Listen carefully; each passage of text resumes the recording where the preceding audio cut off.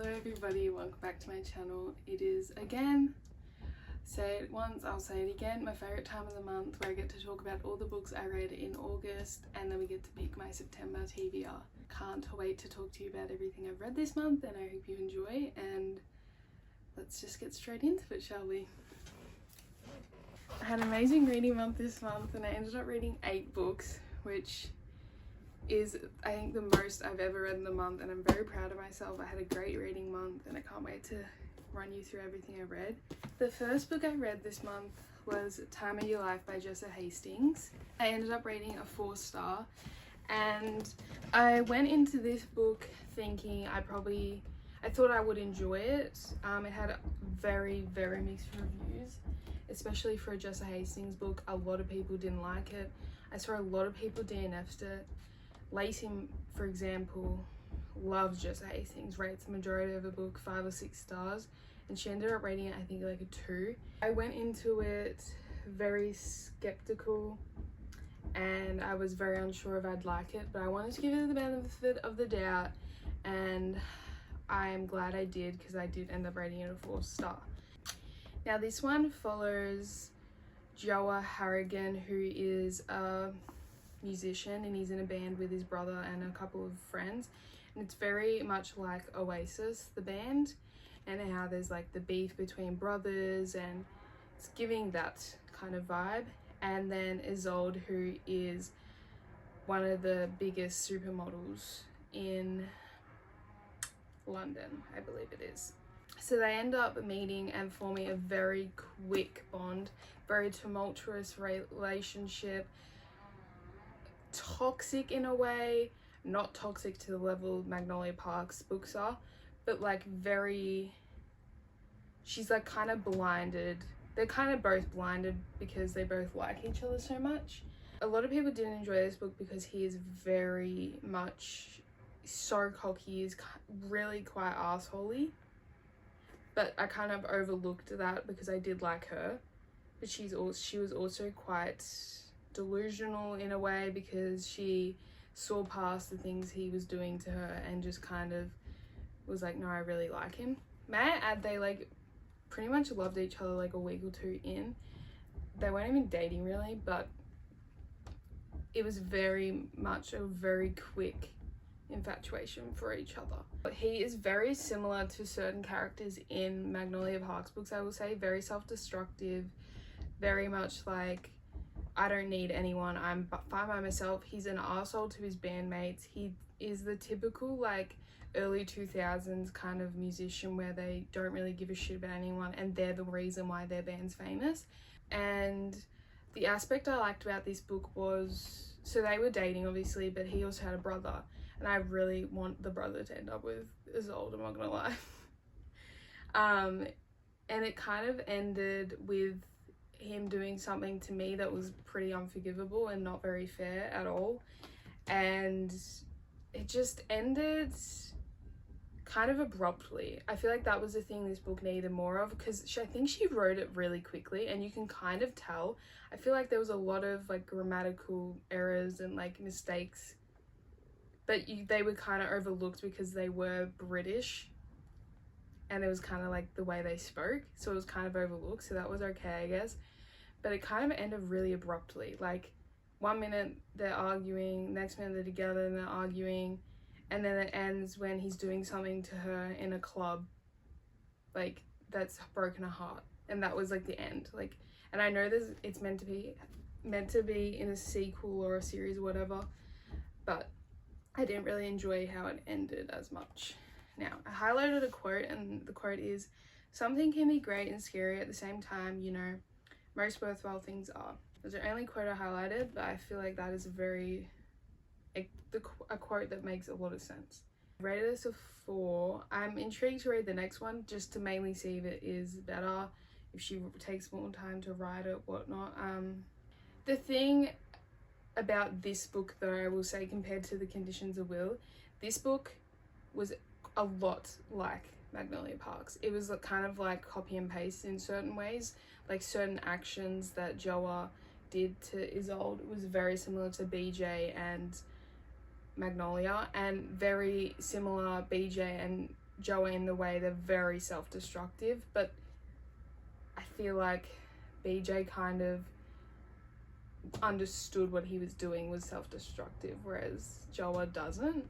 I don't know, that was just my opinion, but I ended up rating it a 4-star. So that was the first book I read in August. Now the next book I read was The Way I Am Now, which is the sequel to The Way I Used to Be. I ended up rating this a 4.75. So I rated the other one a 6-star, and I was absolutely enthralled with that book. I loved it, was so immersed in it. Very much the same way with this one, but I think it lost that 0.25 because of certain things in this book that I didn't really think needed to happen, and I found that was a common consensus with a lot of people that read this book agreed with me on that. So this follows Eden after she finally comes clean to her family about the grape from her brother's friend, and other people came forward as well, so it made it easier for Eden to come forward. And it's like going through him going to court. I would say this book doesn't really actually highlight them going to court. It doesn't really focus on that as much. It's kind of like a in the background kind of thing, like you hear about her going to court. She does go to court, but it's not really a main part of this book, which is kind of weird, but I kind of liked it because it did focus more on her and her recovering. But it follows her going to college, and that's where she goes to the same college as Josh, and Josh is the guy she loved in high school and wasn't with because she couldn't fully give herself to him, and he didn't understand why. So they're at the same college now, and they finally give it a go, like an actual relationship, and it just follows them throughout this relationship and learning to trust one another and learning to share with each other things that they may not have in the past. She still has a very strained relationship with her family, specifically her dad, because she kind of feels like her dad blames her for being assaulted, and he just doesn't ever want to speak about it. No one ever wants to speak about it. She doesn't really go home all that often because she feels trapped there in a way, like her parents didn't want her to change, blah blah blah. Like, she's not the same girl she was, basically.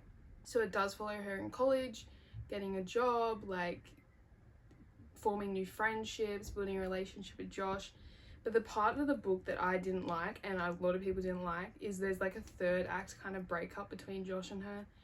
And I felt it was so unnecessary.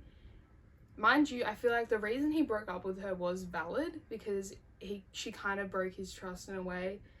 And I do think it was valid, completely valid. But I feel like because of the people they are together, I feel like they would have worked through it. I do. I feel like if they just didn't see each other for a few days, they would have been fine. But no, they broke up, didn't speak for weeks. And as soon as they broke up, he's like, why did they break up with her? Kind of thing. It did end with them coming back together, thank the Lord, because if it didn't, I would have lost my shit because I loved them together.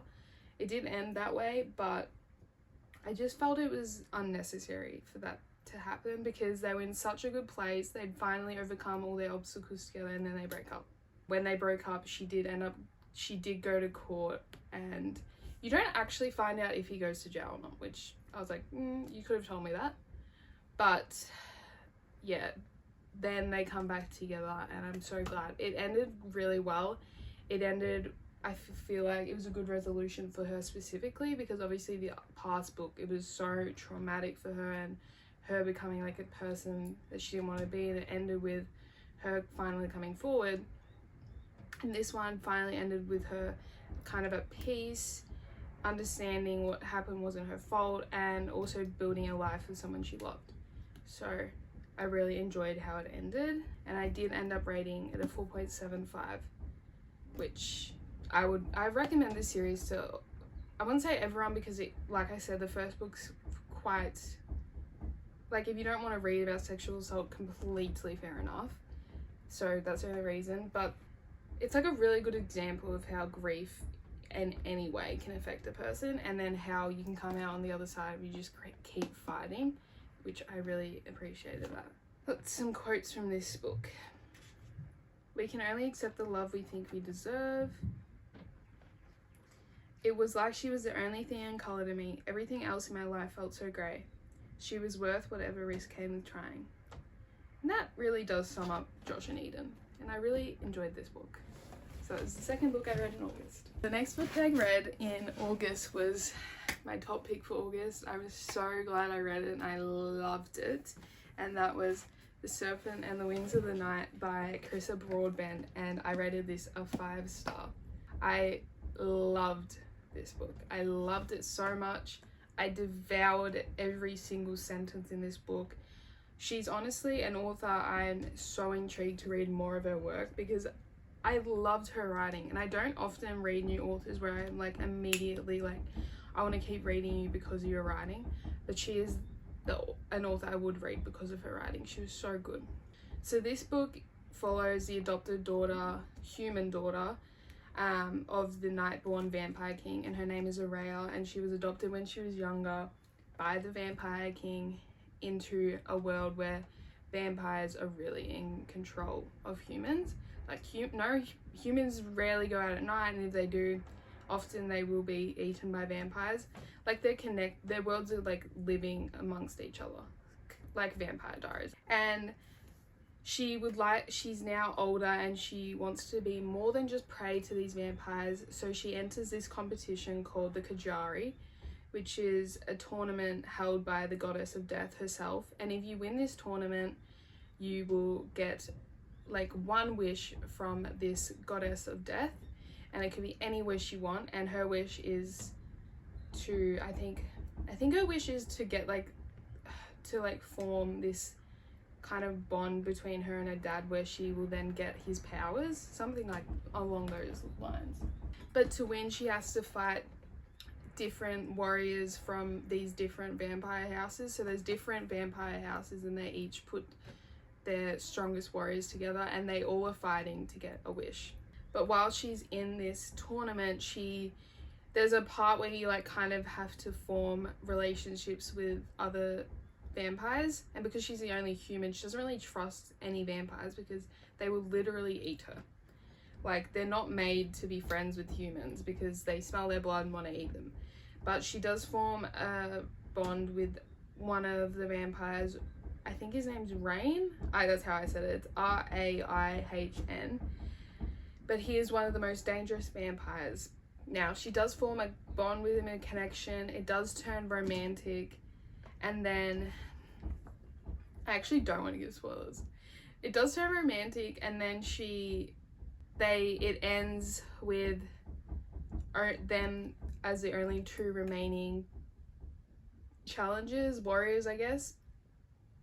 And the only way you'll get a wish is if there's one person standing. Now, the entire competition, the dad was like, don't trust anyone. But it turned out that she couldn't fully trust him, but then she fully trusted Rain, and perhaps she shouldn't have, because it ended in a way that I didn't predict. I was like, what the fuck? I liked them together and now you've just ruined it for me, literally. So it ended kind of on a cliffhanger. It is in a duet. This whole, I think it's a series of 6, but it's 3 duets. So it's this one and another one, and then it switches to another duet and another duet, but they're all in like the same kind of realm. I did rate it a 5-star. I loved it. It was my first ever vampire book I've read, and I'm very intrigued to read more of her writing, her books, and just delve deeper into the fantasy world of vampires. I love dragons, I do, but it was a good change to have it about vampires, because it was quite refreshing actually, because I didn't predict any of it and I didn't even know what to expect. I feel like because a lot of time with dragons, you're like, oh, if they get a dragon, like they form a bond, one dies, they die basically internally. It's very much like that. Whereas with vampires, I don't understand how it works, obviously. I just know they want to eat humans. I am so excited to read the other books in this series. Now, I did highlight quotes in this as well. So what did I highlight? A dream could be whatever you needed it to be. Her dark world was a little brighter, cold rooms a little warmer when he was in it. Having someone to love could help someone survive impossible situations. The difference between nothing mattering and one thing mattering is a big one. This actually had some very beautiful quotes in it, which I was kind of surprised by. But I'm so excited to read the next book in this series, and I hope I pick it up soon. So this was the third book I read in August. The next book I read in August was Divergent, and I rated this a 4.25. So the author of this is Veronica Roth, and I'd be shocked if you haven't at least heard of Divergent. If you haven't watched it, fair enough. But it is a great dystopian book. So I've had these books, there's 3 of these books. I've had these books on my cart for years now, and I just never had an interest really in reading them. I was almost tempted to get rid of them, but then I read Harry Potter and Hunger Games, and I kind of was delving into like the YA kind of childhood books that a lot of people in my generation would have read, and I did get very intrigued, and I really wanted to read this series. But if you don't know anything about Divergent, it is a dystopian world. Yeah, I feel like not a lot of people don't enjoy dystopian as much, but I personally love dystopian, and I really would love to read more dystopian books. And dystopian movies are some of my favorite movies as well, so to read them is even better. But this book follows Beatrice Pryor, who is in she's living in a world where there's different factions. Now these factions, you grow up in a faction, and by the time you're, I think, 16, you have to pick a faction that of your choosing. It can either be the faction you're born into, or you'll choose a different faction. Now they all take a test, and this test is meant to basically tell them what faction they're meant to enter.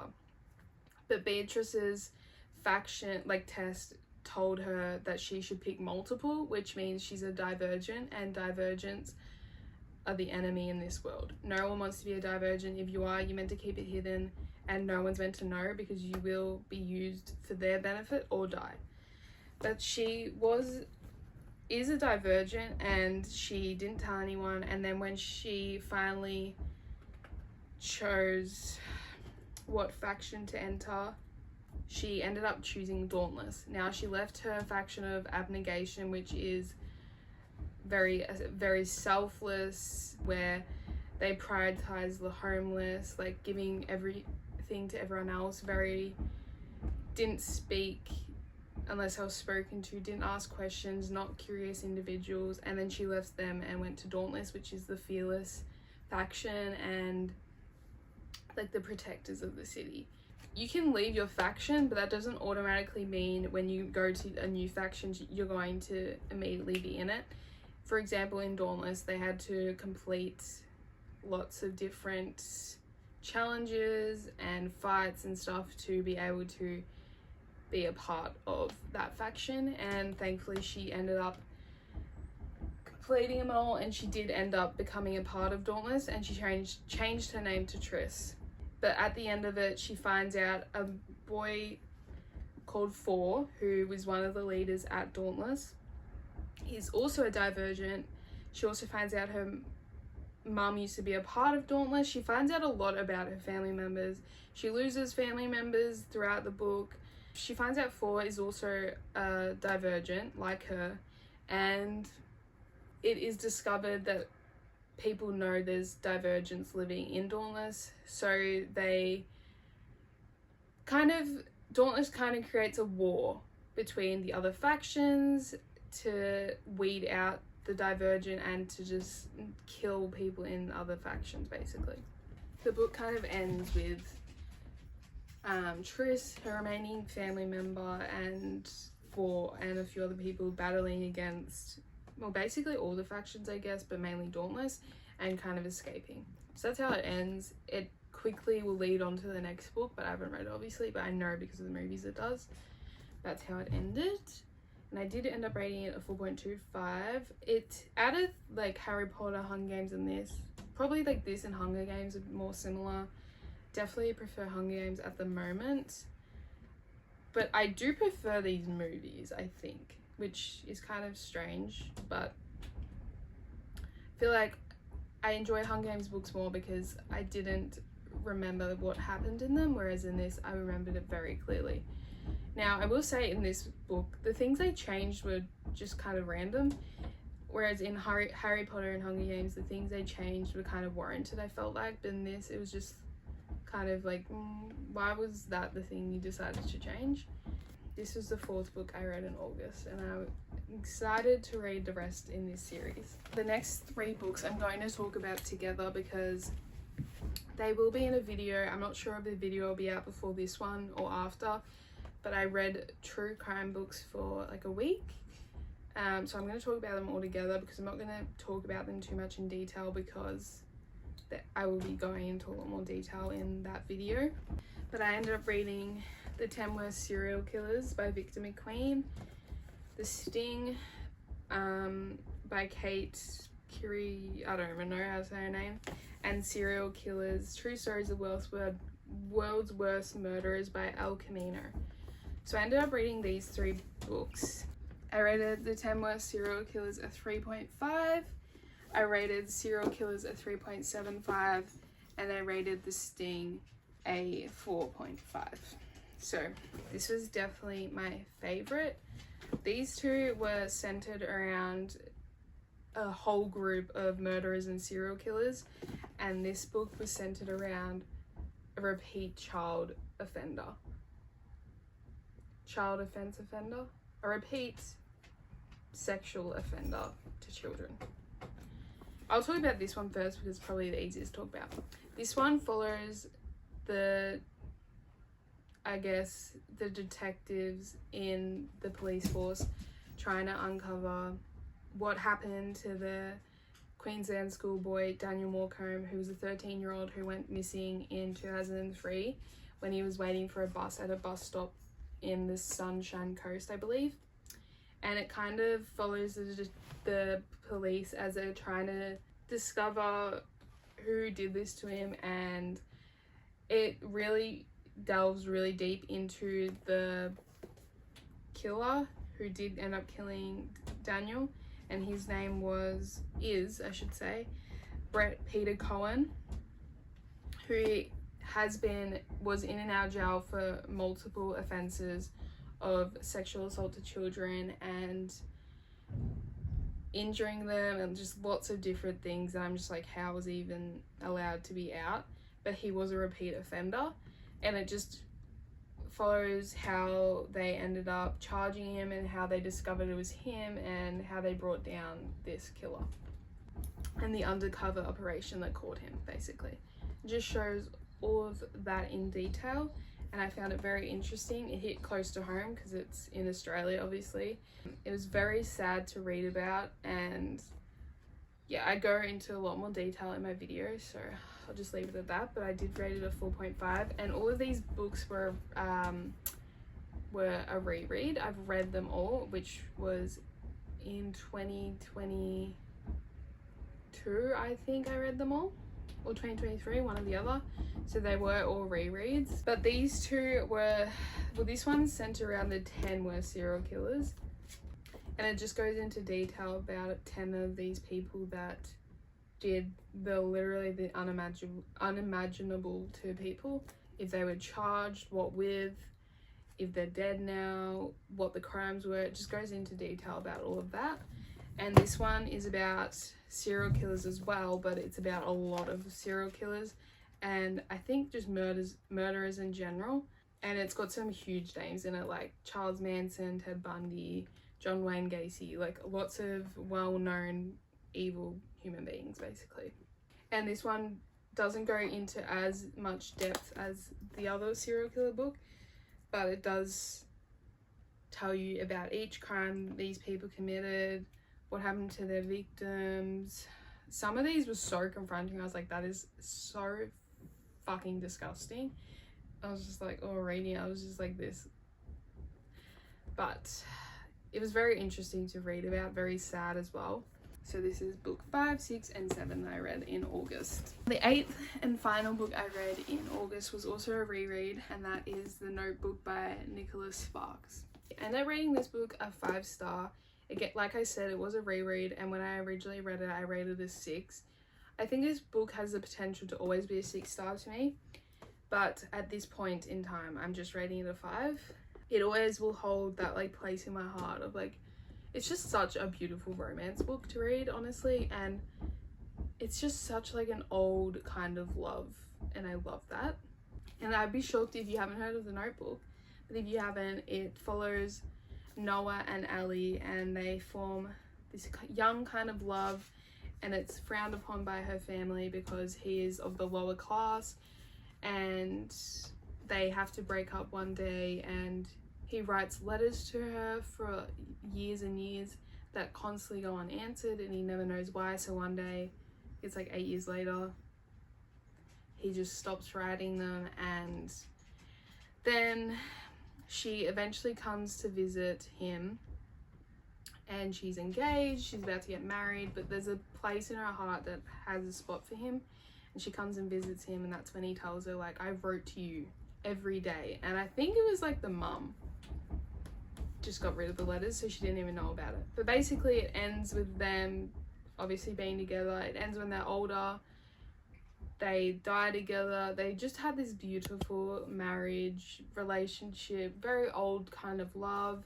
This is the epitome of a romance book, and I feel like more romance books need to be like this. And that is why this movie is such a good movie as well, because the book is amazing. And this will always be probably my #1 romance book forever. And I think more people need to read this book, because like I said, it's an old love that people write it out and want to be a part of, and that is this book. Ellie and Noah, they're the best together. So I did rate this a 5-star, potentially could be a 6-star again. So these are the 8 books I read in August, and I'm so proud of myself. I had an amazing month reading. I didn't get to, I think I got to 4 out of the 6 of my TBR books. I didn't get to the Japanese one because I actually ended up getting rid of that one, and I didn't end up reading Lola in the Mirror, which I didn't think I was going to. Maybe I'll get to it eventually. It just wasn't even on my mind at the time. But these are the 8 books I did end up reading. I had actually 4 rereads this month, these 4, and I've never reread a book, and I would recommend it. I'm going to continue to reread a book because it was very fun. Got some new favourite books, got some new favourite authors. Just overall an amazing month in August, and I can't wait to see where September leads me, which leads me to now we have to pick my September TBR. So like always, you know the drill. I'm going to pick 3 TBR prompts and then just 3 books out of this. Now I've gotten a lot of new books in the last month, so this should be interesting, and I did just refill this, so it's actually got the books I've got on my card in here. And yes, I'm still reading my tandem read. I'm trying to focus on that now and just crank out a lot of pages in that. I'm really enjoying the tandem read. It's just hard to read it when I'm reading other books, because obviously I just want to finish the other books, but I need to just dedicate more time to that, and hopefully I'll have it done by the end of September. Oh, I don't know if I will, but hopefully. So let's get to picking. Let's just get straight to it. So I'm going to pick these first, and like I said, I'm going to pick 3 like usual. Let's see. I'm scared because I want it to be another good month. First book on my September TBR is Talking at Night by Claire Davallee. And I'm so excited about this book, so excited. I did end up picking this book up because I heard it is really heartbreaking, it's really sad, but then I got scared to read it because I found out I didn't have quotation marks, and I'm really against not having quotation marks. So I'm just like, what is the point of not having quotation marks? But I'm going to give it the benefit of the doubt. If I don't enjoy it, I don't enjoy it, but then at least I'll know. I'm not really entirely sure what this is about, but I'll read the blurb. They're opposites in every way. She overthinks everything. He is her twin brother's wild and unpredictable friend. But over secret walks home and late night phone calls, they become closer, destined to be one another's great love story. Is that the love story? Until one day tragedy strikes and their future together is shattered. Oh, right. I just love some heartbreak like that. But as the years roll on, Will and Rosie can't help but find their way back to each other time and again. They come close to rekindling what might have been. It sounds like just a good old classic romance. got a bit of a problem in the middle of the book. Sounds like I will like it, so I'm excited to read this. So this is the first book on my September TBR, Talking at Night. I'm very excited actually, I'm not gonna lie. The next book has scared me off. The next book on my September TBR is, okay, I wanted to really read this too, is Carve the Mark by Veronica Roth, which is obviously the author of Divergence. And Bodhi did get me this from an op shop actually. I'm gonna take this cover off because it's kind of ugly. But Bodhi did get me this from an op shop. It is by the author of Divergent obviously, so I know it'll probably be good. I haven't heard a single thing about this book. I didn't even know it existed. Didn't even know she wrote other books. But this is the book. It's a bit chunky, not gonna lie. Let's read the blurb, shall we? Kyra is the sister of the brutal tyrant who rules the Shoddet peoples. Kyra's current gift gives her pain and power, something her brother exploits, using her to torture his enemies. But Kyra is much more than just a blade in her brother's hand. She is resilient, quick, on her feet, and smarter than he knows. Akos is the son of a farmer and oracle from the frozen nation planet of Thufei. I don't know. Protected by his unusual current gift, Akos is generous in spirit, and his loyalty to his family is limitless. Once Akos and his brother are captured by enemy Shoddet soldiers, Akos is desperate to get his brother out alive, no matter what the cost. Then Akos is thrust into Kyra's world, and the enmity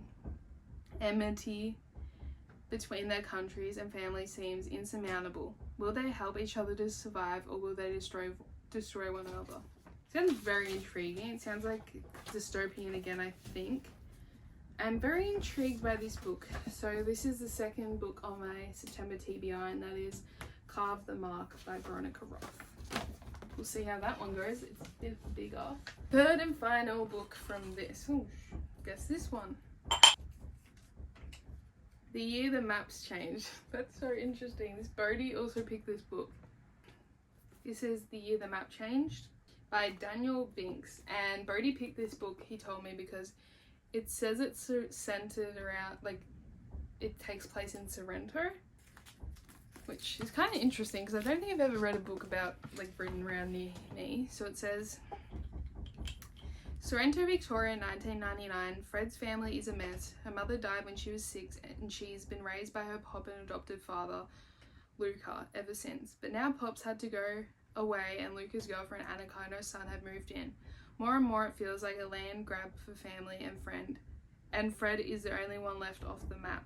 Even as things feel like they're spinning out of control for Fred, a crisis from the other side of the world comes crashing in when a group of Kosovar Albanian refugees are brought to a government safe haven not far from Sorrento. Their fate becomes intertwined with the lives of Fred and her family in ways that no one could have expected. It's a girl called Fred. Sounds intriguing. I have no idea what this will be like or it will even be good, but I'll give it a go. So this is the third book on my September TBR, The Year the Maps Changed by Danielle Binks. We're going to be picking my TBR prompt. It says, a slow burn. I hate ones like this because I don't know what book is a slow burn. I feel like I'll come back to you when I pick one that's a slow burn. So I actually have a few books that are apparently classified as a slow burn. So I have You Had Me at Hello by Vari McFarlane, which I already had on my TBR previously. It is a movie, which is like why I'm like intrigued by it, but I'm not entirely sure. Then apparently also, Lacey, don't come for me if this is wrong, by the way. It says that Saving Six by Chloe Walsh is a slow burn because it depicts a very deep and complex relationship that develops over a long period. So that's why it says it's a slow burn. I should read this. See, that's the thing. This is the book I should pick, but will I? I don't know. And then the third one that apparently is a slow burn is Things We Never Got Over by Lucy Score, which has also been on my thing previously. This isn't a series, and that's why I'm like, I should read it, but I should read Saving Six as well. I don't know. I'm just like, what do I read? What do I read? I don't think I'm going to read You Had Me Out of Low because I'm not really that interested. I just know this series is so good. But obviously I know this series is so good. I'm like stumped. What will I enjoy more? I think I'll enjoy Saving Six more. But I think I should read this. They've been on my cart like nearly the exact same amount of time, I think. This is 486 pages. This is obviously chunky because it's this series. And this is 623. I don't know what to read because I already have these books here sitting next to me. I don't have any more books in this series. I'm like, should I have more in the series before I start it? But then I'm like, I should read this because this is on my 25 books I want to read in 2025. It has been a while since I read Keeping 13, so I'm also like, I don't know. I really don't know. I feel like I should read this because it's making me want to read it because it is on my 25 books I need to read in 2025. Oh my god, I just don't know. I should read this. I'm going to read this, okay. This is the 4th book on my September TBR, Saving Six, which is the prompt of a slow burn. If it's not a slow burn, it told me it is because it's a complex relationship, so don't fight me. Especially you, Lacey, I'm going to read it because you told me to. So don't even say anything, okay? So this is the book I'm going with.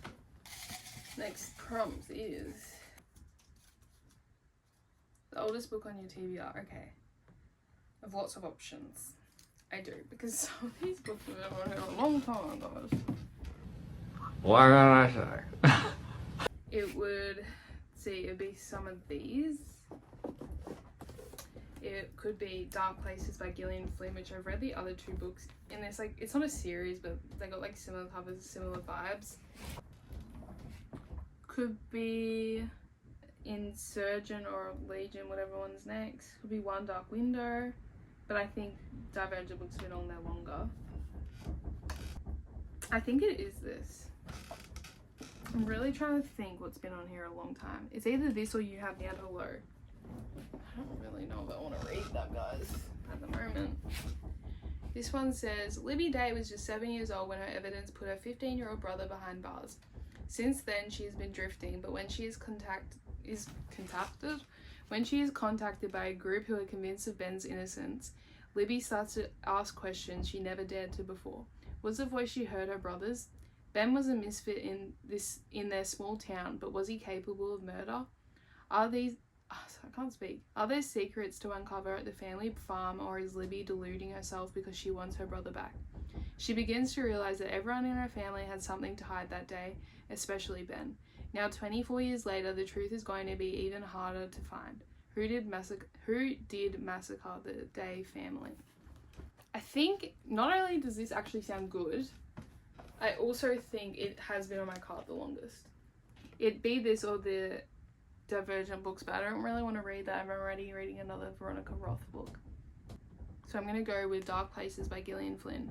I'm very intrigued because Gorm Girl was like okay, Sharp Objects was better, maybe this will even be even better. So this is the 5th book on my September TBR. 6th and final prompt is plot twist. Some of these, I'm so stupid because some of these I'm like, why did I literally write that? Okay, let's pick. I'm just going to pick a book that I want to read and hopefully it has a plot twist. I'm going to look it up though. Okay, I have options because apparently every book I own has plot twists, but I've picked 4 books that I would love to read this month. So the first one is The Couple Next Door, which is a new book. Actually, all these books are brand new. I got all these books this month. So The Couple Next Door, The Maid, The Recruit, and Glow of the Everflame. Now, I'm looking at my stack at the moment. They're all thick. They're all really thick. And as much as I really would love to read Glow of the Everflame, I'm going away in October, so I'm thinking I might bring this in October because it is a bigger book. I know this is like a 5-star for so many people, but it's like nearly 600 pages, and I've already got books over 600 pages. I don't know if I want another one, so I think I'm not going to read this. Now this one, The Recruit, is Bodhi's pick as well. It's shorter, 322 pages. This book intrigues me. I don't know how much, but that's an option. Then we have The Maid, which is shorter too. It is 340 pages, not bad. And then The Couple Next Door, which is 344 pages. Now, I don't know what to pick. I don't. These both are like thriller vibes, I'm pretty sure. Wouldn't really know what you'd classify this book as. I think I want to take this away with me too, so I don't think I'm going to read that. It's either The Maid or The Couple Next Door. Now they're like the exact same length, so that's not going to help me pick. I think this is more thriller heavy. And I've got romances, I've got dystopian, I've got like love stories. Like I think I need a thriller. And I think this is more thriller based. So I'm going to pick The Couple Next Door. So this book says, your neighbor told you that she didn't want your 6-month-old daughter at the dinner party. Nothing personal, she just couldn't stand her crying. Your husband said it would be fine. After all, you only live next door. You'll have the baby monitor and you'll take it in turns to go back every half hour. Your daughter was sleeping when you checked on her last, but now as you race up the stairs in your deathly quiet house, your worst fears are realized. She's gone. You've never had to call the police before, but now they're in your home and who knows what they'll find. Sounds like a good basic thriller. I've only really read Freida McFadden books like that, so I'm very intrigued to read this book, and yeah, I'm interested. I feel like I'll really enjoy it. So this is the 6th and final book on my September TBR, The Couple Next Door by Shari Lapina. So these are all 6 books on my September TBR. I'm very, very excited. I've got a range of genres, so it should be fun. I think these are both like thriller kind of vibes. This is traumatic romance, I guess. Very traumatic. This, not entirely sure. I'm assuming this is like dystopian fantasy kind of realm.